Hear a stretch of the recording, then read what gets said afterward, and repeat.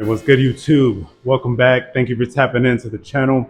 In the last episode, we got this thing running finally, and so now we're just sustaining that. There's literally only fluid in the rear. All right, so some of the parts have arrived. This is one instance where I have to just accept defeat.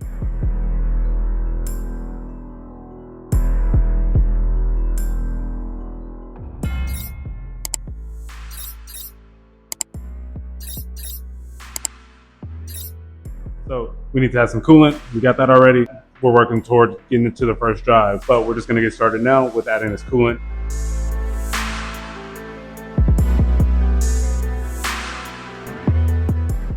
Now we need to burp that for sure. We definitely need brakes. So I need to do my research, make sure I'm getting what I need to, make sure the brakes are going to be functional. So the plan as of right now is the brakes, reading the coolant system, making sure the fans turn on, which is really important as well.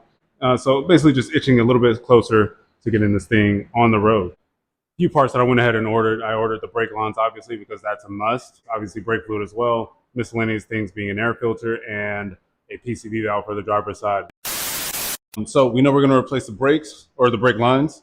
So I need to go ahead and inspect what I have in place now just to make sure that I'm good with only replacing the lines. I'm making sure that the brake shoes and calipers and pads are good, which it should be. The car really just sat for a long time and it doesn't have a ridiculous amount of miles on it. So all things, or realistically speaking, it should be fine. But we're just going to inspect it to make sure there's no hidden damage. And also, I'm going to use you guys to double check me. I will end up replacing everything, but we're trying to keep everything as minimal as possible because we still need to go get the thing inspected and registered. So I'm not trying to go crazy with it. I might end up swapping out the wheels and tires just so I don't look crazy driving around in an ultra ghetto patinaed Camaro. I might do that, just to not give a crazy look, but that's really just vanity, right? And so yeah, it will be modified. We're keeping it stock for now. It's all intentional, but let's get to inspecting these brakes. All right, starting with the easy stuff. We have the rear passenger side drum. The shoes look fine. It's dry. There's no wetness that I can tell. Honestly, the previous owner told me that they replaced the rears. These don't look new to me, but they don't look that old either. So I think I kind of trust them on that. So most likely the problem back here is really just the swollen lines. We'll check the other side anyway, though, just to be sure. It's kind of the same thing with this side. It doesn't look wet or moist. Hold up. Shoes look good. There's no weird cracks going on. So the rear should be fine. And all things considered, I expected the rear to be fine because checking the reservoir, the rear is actually the only side that has any brake fluid. So looking in the reservoir, there's literally only fluid in the rear. The front is dry, which I don't even really know how, because even the fronts didn't look to be that bad to me either, to the point where it would literally be dry, or not dry, but you know what I'm saying, empty. So yeah, we're gonna keep inspecting. We just need to pull off the wheels in the front. We're gonna go ahead and pull these off real quick. Check these front rotors and calipers.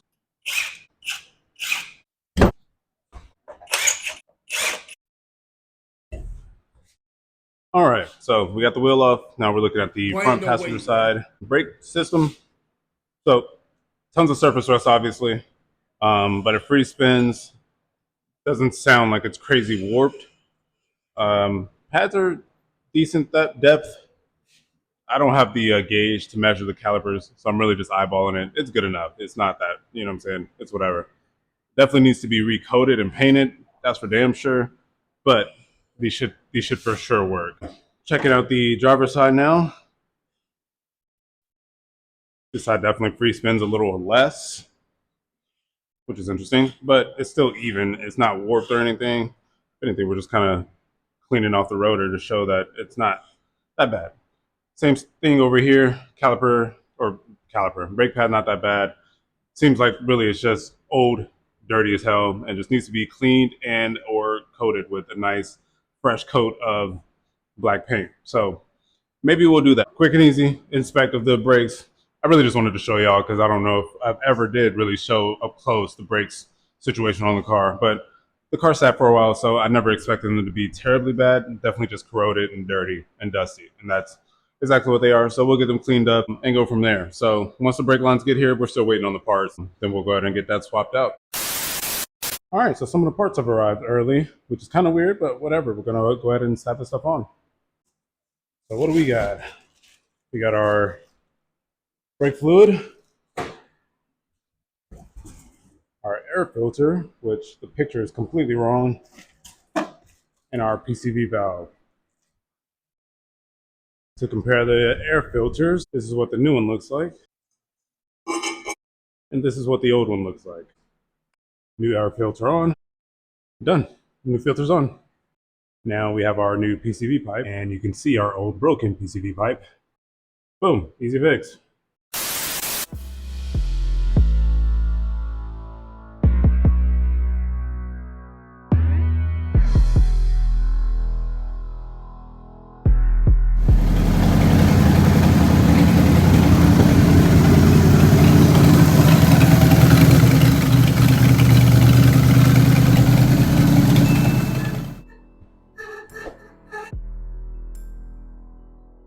I'm on the struggle bus. So let the thing idle so I can let the coolant fans kick on and the thermostat open, since they both open at 185, thus confirming the radiator fans and burping the coolant system.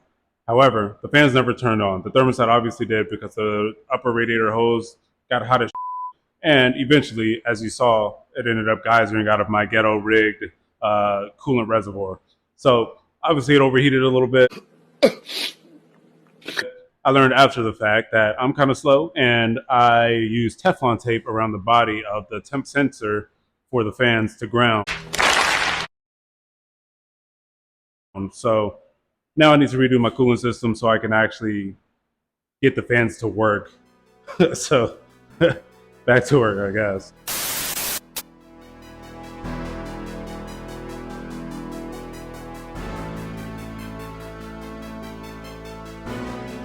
All right, quick and easy fix to the thermostat housing for that thermostat switch. So we just got the Teflon tape removed from that. So next time out, we'll go ahead and give it another go with getting that radiator fan to turn on. And I think by the time we do that, the lines for the brakes will get here. So once we confirm that, we'll go ahead and just switch over to the brakes. 5 minutes later. We're squarely in the struggle bus. Get some help. Alongside the issue with the Teflon tape in the thermostat housing for the temp switch, I also have been troubleshooting the wiring, because after fixing that, I was doing some continuity tests to make sure that the ground was good, which I probably could have done that first, but whatever. And so the ground was fine, but when I was testing it, using a wire to connect it from ground to ground to make sure that it triggered, testing it never worked. So another test on the positive side, I put 12 volts to the fan wires, and then it turned on. So clearly that ground is fine, right? The fix was literally because my 12 volt source wire that I ran before broke somehow. So we'll wire that up real quick and then make sure it works.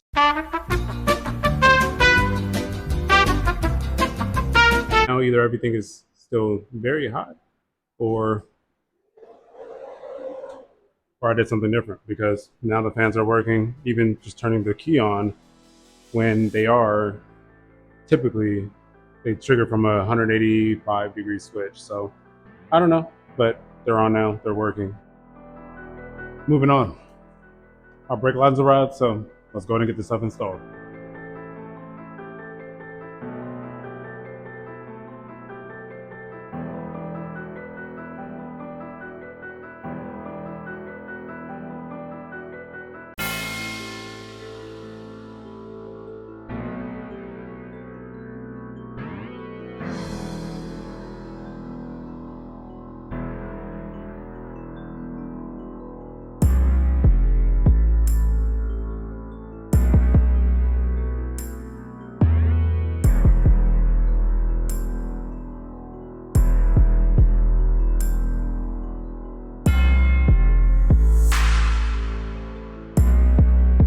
That's what seems to be the theme for this episode. The brakes suck as well. So the rear seizes hell. The fronts, I was able to get the lines on, but the beep valves are seized as hell. So I sprayed PB Blaster on both the fronts and the rear. Hopefully I can get the rear line off, and then hopefully I'll be able to get the front lead valves unseized so I can actually bleed the brakes. A few moments later. This is one instance where I have to just accept defeat. We got the passenger side bleeder valve loose, although it was the entire valve, not just the bleeder part of it. So that would have had to be replaced. And the driver's side, we just pretty much rounded that one off trying to get it out. So I'm going to go ahead and cut my loss on this one. We're going to have to order new calipers. Sucks, but it is what it is. So I guess not the worst situation to have, because I'm upgrading it at the end of the day, but not money that I wanted to spend, not money that I was accounting for. Good news is the rear stator valve or bleeder valves definitely work, but the lines at the rear are seized. So I'm going to spend a few days treating that with PB Blaster, and hopefully those will come loose so I can swap out the rear brake line, because those are definitely swollen. Yeah, no, I wasn't about to roll over like that. So it's another late night trying to get this stuff done because I can't take L's. So I came out, got underneath the back. The fronts are cooked. There's nothing I can do about the fronts. That's dead already. But for the rear, we came back out. I was able to get the two hard lines off, but now I'm fighting with the bracket for the other side of the brake line. That connects to the hard line that goes up to the brake master cylinder. So just spray some PB Blaster on that. I'm waiting for it to do its magic, but I'm pretty sure I'm just gonna get this thing off. So we'll see.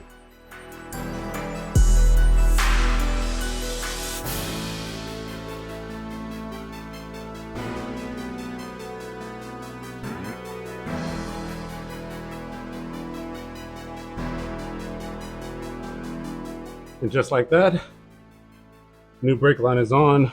I tried to time lapse it. The time lapse ended up kind of being trash. But I feel like at this point, if you guys are watching this channel, I feel like I am probably like a mascot for not quitting on yourself. This has been several times now where I'm down bad in something that I'm doing and it's not going as planned. I never give up. And for the most part, it almost always gets done. And I need to go ahead and order the calipers and rotors for the front to go ahead and replace those. Yeah, that's not gonna happen this episode. So it is what it is. If you guys enjoyed this episode, make sure you do all the YouTuber shit and leave a like, subscribe, all that. And I'll catch you guys in the next one. Peace.